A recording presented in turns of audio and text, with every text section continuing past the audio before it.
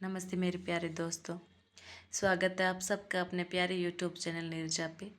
तो हम net syllabus में लगी कहानियों का सीरीज वाइज अध्ययन कर रहे हैं और आज फिर से मैं आपके लिए एक शानदार और ख़ूबसूरत कहानी लेके आई हूँ जिसका नाम है दुनिया का सबसे अनमोल रतन और जिसकी रचना की गई है मुंशी प्रेमचंद जी द्वारा। तो आइए इसका अध्ययन करते हैं। इस कहानी के जो मुख्य पात्र है उनमें दिलफिकार और दिलफरेब है। तो देखते हैं इनकी कहानी में क्या होता है। चलिए शुरू करते हैं। दिलफिकार एक कंटीले पेड़ के नीचे दामन चाक किए बैठा हुआ खून के आंसू बहा रहा था। वह सौंदर्य की देवी यानी मलका दिलफरेब का सच्चा और जान देने वाला प्रेमी था। उन प्रेमियों में नहीं जो इत्र फुलेल में बसकर और शानदार कपड़ों से सजकर आशिक के वेश में माशूकियत का दम भरते हैं, बल्कि उन सीधे साधे भोले भाले फिदाइयों में जो जंगल और पहाड़ों से सर टकराते हैं और फरियाद मचाते फिरते हैं। दिलफरेब ने उससे कहा था कि अगर तू मेरा सच्चा प्रेमी है तो जा और दुनिया की सबसे अनमोल चीज़ लेकर मेरे दरबार में आ, तब मैं तुझे अपनी गुलामी में कबूल करूँगी। अगर तुझे वह चीज़ ना मिले तो खबरदार इधर रुख ना करना, वरना सूली पर खिंचवा दूंगी। दिलफिकार को अपनी भावनाओं के प्रदर्शन का, शिकवे शिकायत का, प्रेमिका के सौंदर्य दर्शन का तनिक भी अवसर ना दिया गया। दिलफरेब ने जो ही ये फैसला सुनाया, उसके चौबदारों ने गरीब दिलफिकार को धक्के देकर बाहर निकाल दिया। और आज 3 दिन से आफत का मारा आदमी उस कंटीले पेड़ के नीचे उसी भयानक मैदान में बैठा हुआ सोच रहा है कि क्या करूं? दुनिया की सबसे अनमोल चीज़ मुझे मिलेगी? नामुमकिन। और वह है क्या? कारू का ख़जाना, आब हयात, खुसरो का ताज, जामे जम, तख्ते ताउस, परवेज़ की दौलत? नहीं, ये चीज़ें हरगिज़ नहीं। दुनिया में ज़रूर इनसे भी महंगी, इनसे भी अनमोल चीज़ें मौजूद है, मगर वह क्या है? कहाँ है? कैसे मिलेगी?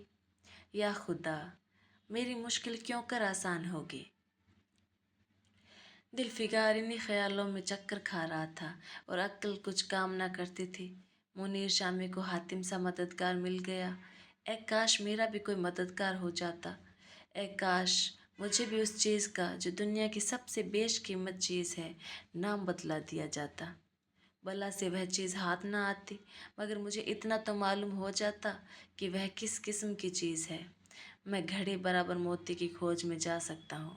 मैं समुंदर का गीत, पत्थर का दिल, मौत की आवाज़ और इनसे भी ज़्यादा बेनिशान चीज़ों की तलाश में कमर कस सकता हूँ। मगर दुनिया की सबसे अनमोल चीज़, यह मेरी कल्पना की उड़ान से बहुत ऊपर है।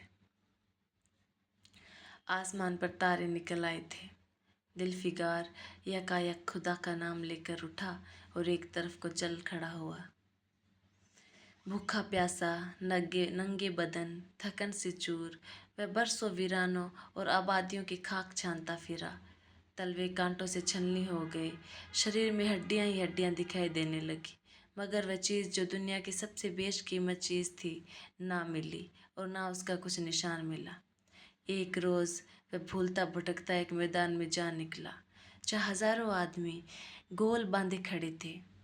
बीच में कई अमामे और चोंगे वाले दड़ियल काजी अफसरी शान से बैठे हुए आपस में कुछ सलाह मशवरा कर रहे थे और इस जमात से ज़रा दूर पर एक सूली खड़ी थी। दिलफिकार कुछ तो कमज़ोरी की वजह से, कुछ यहाँ की कैफियत देखने के इरादे से ठिठक गया। क्या देखता है कि कई लोग नंगी तलवारें लिए एक कैदी को, जिसके हाथ पैर में जंजीरें थी, पकड़े चले आ रहे हैं। सूली के पास पहुंचकर सब सिपाही रुक गए और कैदी की हथकड़ियाँ, बेड़ियाँ सब उतार ली गई। इस अभागे आदमी का दामन सैकड़ों बेगुनाहों के खून के छींटों से रंगीन था और उसका दिल नेकी के ख्याल और रहम की आवाज़ से ज़रा भी परिचित ना था। उसे काला चोर कहते थे। सिपाहियों ने उसे सूली को तख्ते पर खड़ा कर दिया। मौत की फांसी उसकी गर्दन में डाल दी और जल्लादों ने तख्ता खींचने का इरादा किया कि वह भागा मुजरिम चीख कर बोला, खुदा के वास्ते मुझे एक पल के लिए फांसी से उतार दो। ताकि अपने दिल की आखिरी आरज़ू निकाल लूं।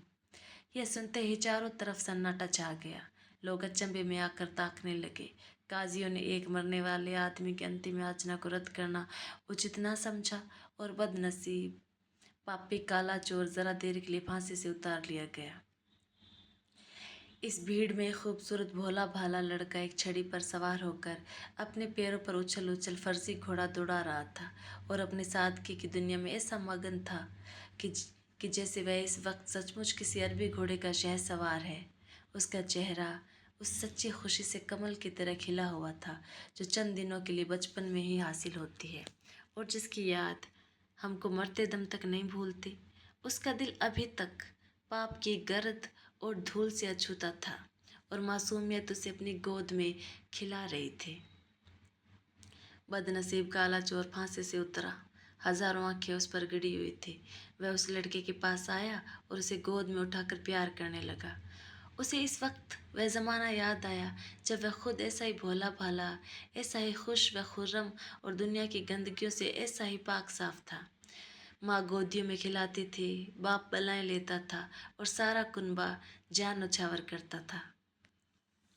आहा, काले चोर के दिल पर इस वक्त बीते हुए दिनों की याद का इतना असर हुआ कि उसकी आंखों से, जिन्होंने दम तोड़ती हुई लाशों को तड़पते देखा और न झपकी, आंसू का एक कतरा टपक पड़ा।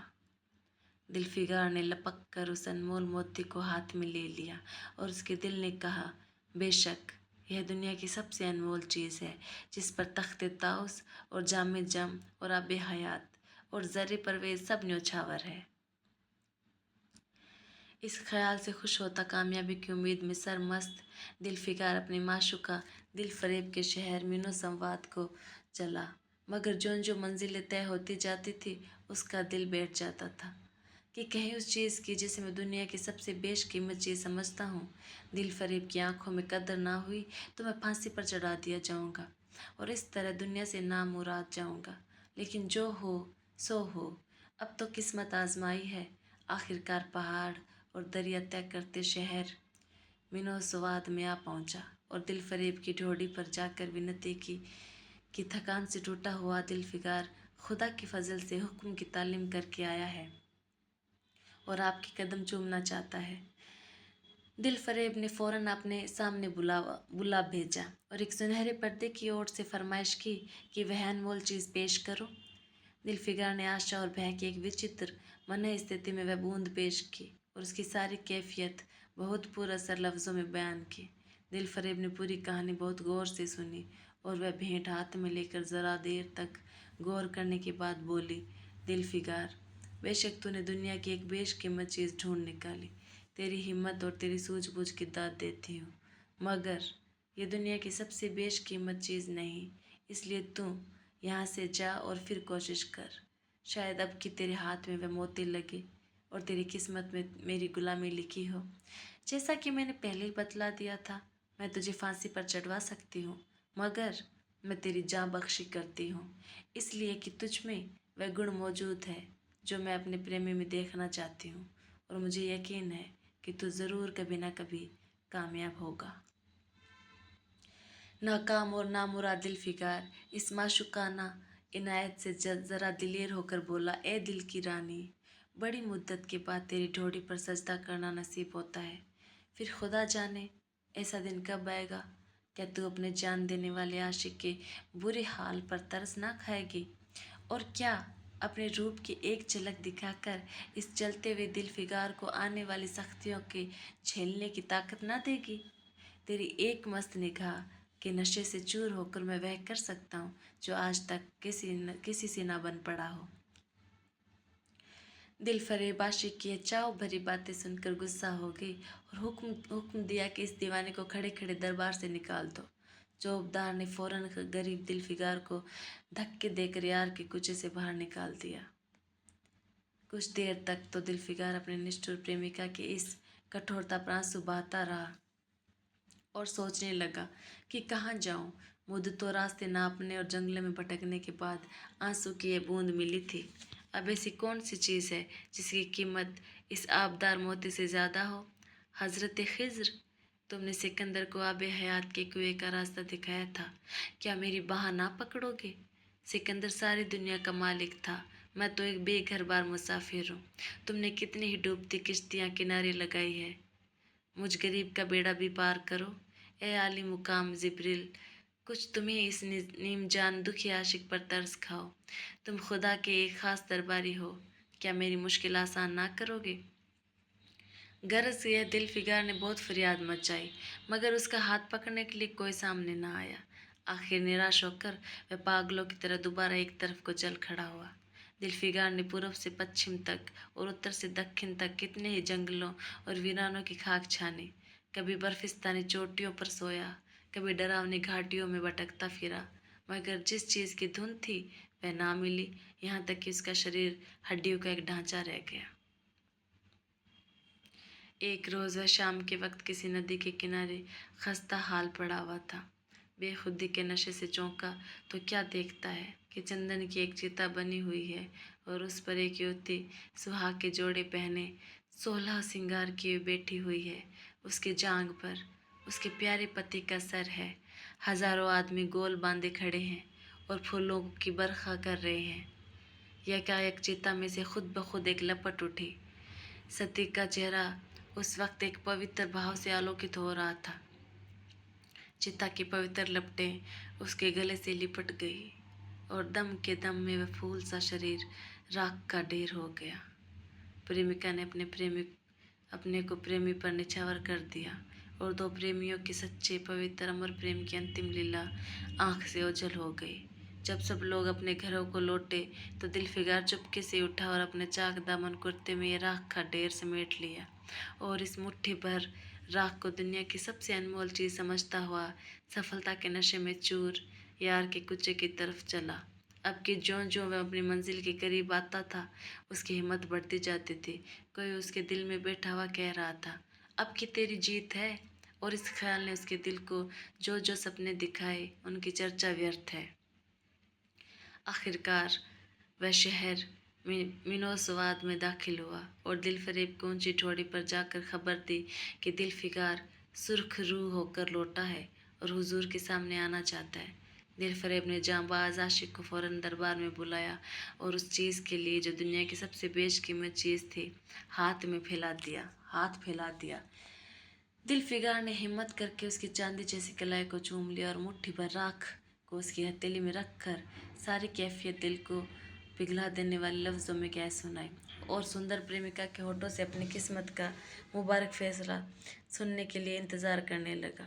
दिलफरेब ने उस मुट्ठी भर राख को आंखों से लगा लिया और कुछ देर तक विचारों के सागर में डूबे रहने के बाद बोली, ए जान निछावर करने वाले आशिक दिलफिगार, बेशक ये राख जो तू लाया है, जिसमें लोहे को सोना कर देने की सिफत है, दुनिया की बेशकीमत चीज़ है और मैं सच्चे दिल से तेरी एहसानमंद हूँ कि तूने ऐसी अनमोल भेंट मुझे दी। मगर दुनिया में इससे भी ज़्यादा अनमोल कोई चीज़ है? जा उसे तलाश कर और तब मेरे पास आ। मैं तहे दिल से दुआ करती हूँ कि खुदा तुझे कामयाब करे। यह कहकर वह सुनहरे पर्दे से बाहर आई और माशूकाना अदा से अपने रूप का जलवा दिखाकर फिर नज़रों से ओझल हो गई। एक बिजली थी कि कौंधी और फिर बादलों के पर्दों में छिप गई। अभी दिलफिगार के होश हवास ठिकाने पर ना आने पाए थे कि चौबदार ने मुलायमियत से उसका हाथ पकड़कर यार के कुचे से उसको निकाल दिया और फिर तीसरी बार वह प्रेम का पुजारी निराशा के अथाह समुद्र में गोता खाने लगा। दिलफिगार का हियाव छूट गया। उसे यकीन हो गया कि मैं दुनिया में इसी तरह नाशाद और नामुराद मर जाने के लिए पैदा किया गया था और अब इसके सिवा और कोई चारा नहीं कि किसी पहाड़ पर चढ़कर नीचे कूद पड़ूं ताकि माशूक के जुल्मों की फरियाद करने के लिए एक हड्डी भी बाकी ना रहे। वह दीवाने की तरह उठा और गिरता पड़ता एक गगनचुंबी पहाड़ की चोटी पर जा पहुंचा। किसी और समय वह ऐसे ऊंचे पहाड़ पर चढ़ने का साहस न कर सकता था, मगर इस वक्त जान देने के जोश में उसे वह पहाड़ एक मामूली टेकरी से ज़्यादा ऊंचा न नजर आया। करीब था कि वह नीचे कूद पड़े कि हरे हरे कपड़े पहने हुए और हरा इमामा बांधे एक बुजुर्ग एक हाथ में तस्बीह है और दूसरे हाथ में लाठी लिए बरामद हुए और हिम्मत बढ़ाने वाले स्वर में बोले, दिलफिगार नादान दिलफिगार, यह क्या बुज़दिलों जैसी हरकत है? यह क्या बुज़दिलों जैसी हरकत है? तू मोहब्बत का दावा करता है और तुझे इतनी भी खबर नहीं कि मजबूत इरादा मोहब्बत के रास्ते की पहली मंजिल है। मर्द बन और यूँ हिम्मत ना हार। पूरब की तरफ एक देश है जिसका नाम हिंदुस्तान है। वहाँ जा और तेरी आरज़ू पूरी होगी। यह कहकर हज़रत खिज़र गायब हो गए।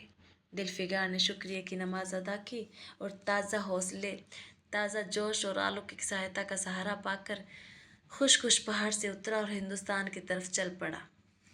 मुद्दतों तक कांटों से भरे हुए जंगलों, आग बरसाने वाले रेगिस्तानों, कठिन घाटियों और अलंघ्य पर्वतों को तय करने के बाद दिलफिगार हिंद की पाक सरजमीन में दाखिल हुआ और एक ठंडे पानी की सोते में सफ़र की तकलीफें धोकर थकान के मारे नदी के किनारे लेट गया।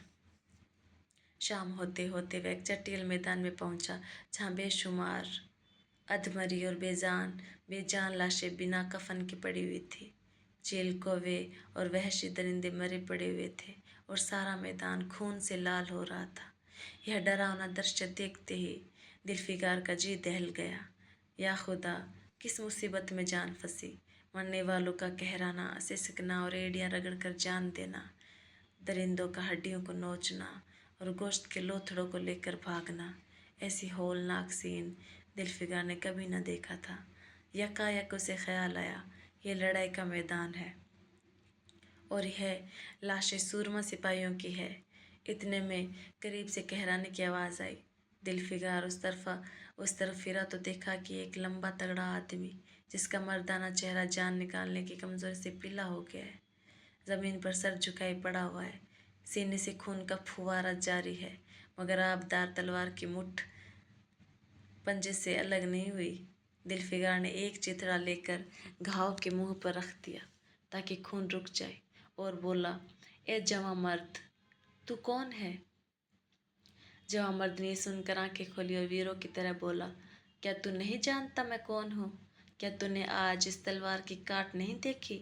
मैं अपनी माँ का बेटा और भारत का सपूत हूँ। यह कहते कहते उसकी त्योरियों पर बल पड़ गए। पीला चेहरा गुस्से से लाल हो गया और आबदार शमशीर फिर अपना जोहर दिखाने के लिए चमक उठी। दिलफिगार समझ गया कि यह इस वक्त मुझे दुश्मन समझ रहा है। नरमी से बोला, ए जवां मर्द, मैं तेरा दुश्मन नहीं हूँ। अपने वतन से निकला हुआ एक गरीब मुसाफिर हूँ। इधर भूलता भटकता आ निकला। बराए मेहरबानी मुझसे यहाँ की कुल कैफियत बयान कर। ये सुनते ही घायल सिपाही बहुत मीठे स्वर में बोला, अगर तू मुसाफिर है तो आ, मेरे खून से तर पहलू में बैठ जा, क्योंकि यही 2 अंगुल ज़मीन है जो मेरे पास बाकी रह गई है और जो सिवाय मौत के कोई नहीं छीन सकता। अफसोस है कि तू यहाँ ऐसे वक्त में आया जब हम तेरा आतिथ्य सत्कार करने के योग्य नहीं। हमारे बाप दादा का देश आज हमारे हाथ से निकल गया और इस वक्त हम बेवतन हैं। मगर हमने हमलावर दुश्मन को बता दिया कि राजपूत अपने देश के लिए कैसी बहादुरी से जान देता है। ये आसपास जो लाशें तो देख रहा है, यह उन लोगों की है जो इस तलवार के घाट उतरे हैं। और गोया कि मैं बेवतन हूँ, मगर गनीमत है कि दुश्मन की ज़मीन पर मर रहा हूँ। क्या तूने ये मरहम रख दिया?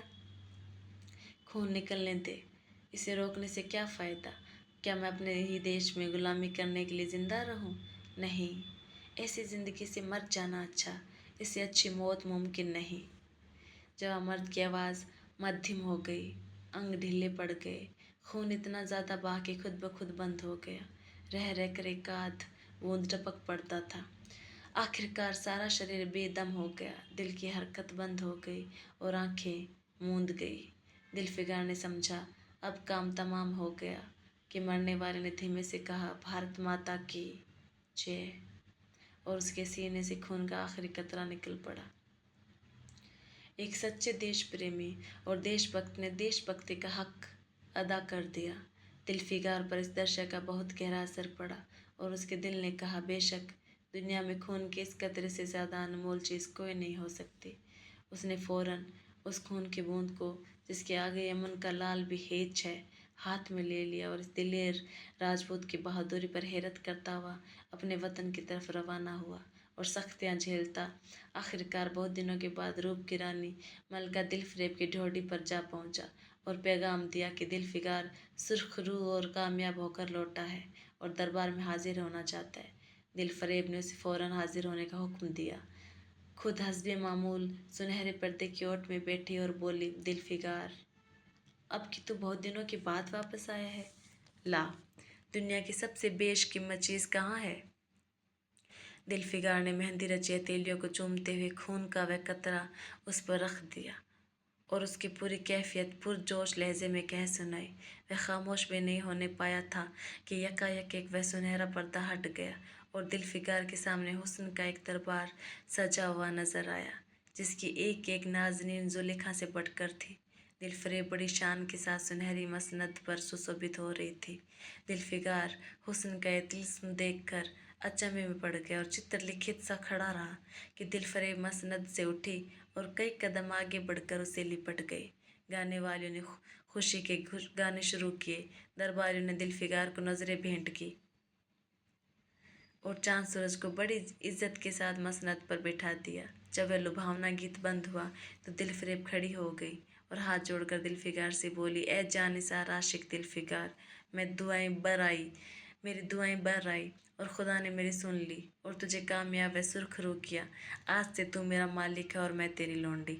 यह कहकर उसने एक रतन जड़ित मंजूषा मंगाई और उसमें से एक तख्ती निकाली जिस पर सुनहरे अक्षरों में लिखा हुआ था, खून का वह आखिरी कतरा जो वतन की हिफाजत में गिरे दुनिया की सबसे अनमोल चीज़ है। तो बहुत बहुत धन्यवाद। अगर आपको मेरी कहानी पसंद आई तो please like and subscribe my channel.